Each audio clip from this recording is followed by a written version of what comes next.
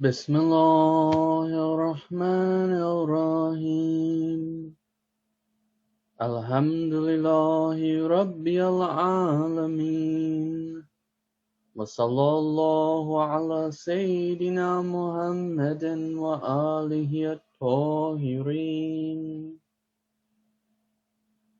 بسم الله الرحمن الرحيم ربي اشرح لي صدري ويسر لي أمري واحلل عقدة من لساني يفقه قولي صدق الله العلي العظيم. Assalamu alaikum wa rahmatullahi wa barakatuhu, respected brothers and sisters. Congratulations upon the arrival of the noble month of Sha'ban. If we left our obligatory duties, we would be in trouble. And there's qualifications, there's conditions for even receiving the shafa'ah of the Ahlul Bayt, the intercession of Ahlul Bayt. Because the shafa'ah, the intercession of the Ahlul Bayt is for those people who were trying to do good, but they made some mistakes along the way, and they need the intercession of the Ahlul Bayt, alayhum salam, to get them into paradise. And this is a mercy from Allah on them. There's conditions, though, to receiving that shafa'ah. There are qualifications that are required.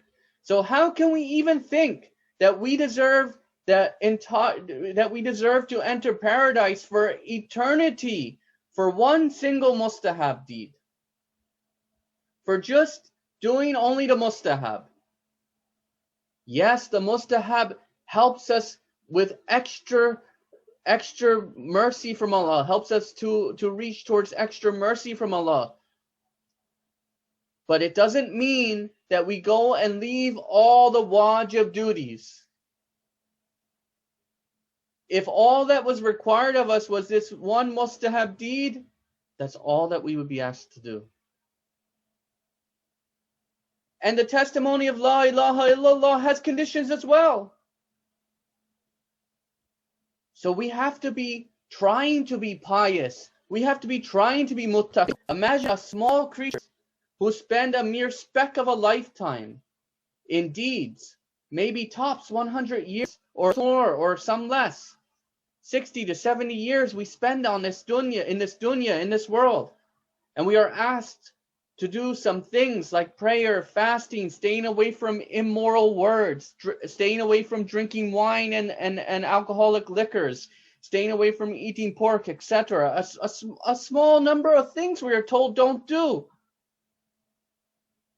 We should understand that our deeds and actions are supposed to be in the aim of obtaining the mercy of Allah, in the aim of obedience and worship of Allah, to get near to Allah, to obey Allah, to worship Allah, to get Allah's mercy.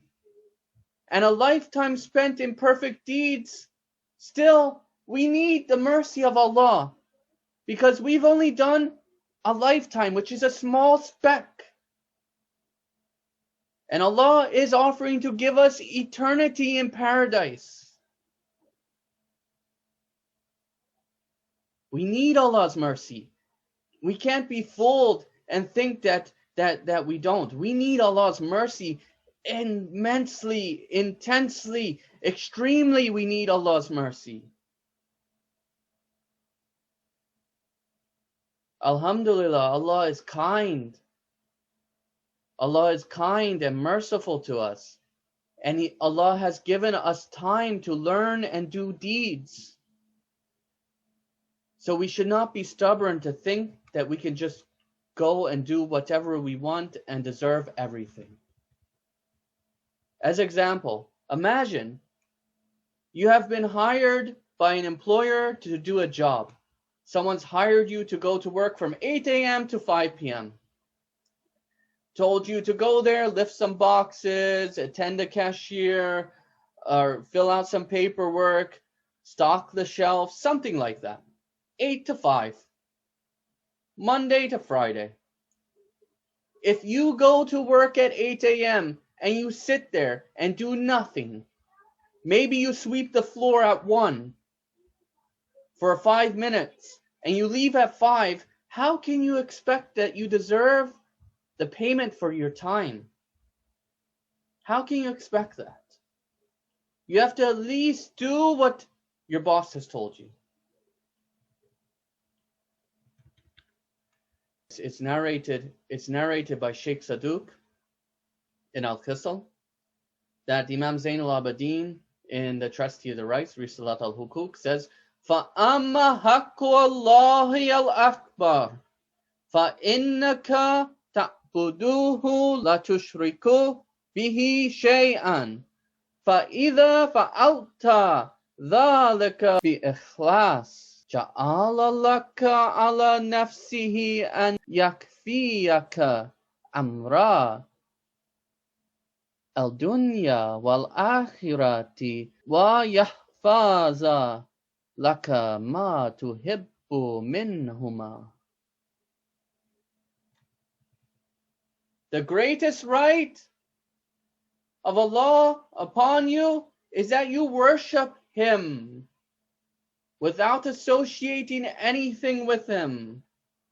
When you do that with ikhlas, with sincerity, He has made it binding upon Himself to give you sufficiency in the affairs of this world and the next world,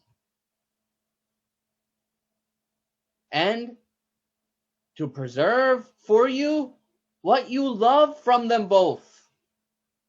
وَالْآخِرُ دَوَانَا أَنْ الْحَمْدُ لِلَّهِ رَبِّ الْعَالَمِينَ وَصَلَّى اللَّهُ عَلَى سَيِّدِنَا مُحَمَّدٍ وَآلِهِ الطَّاهِرِينَ.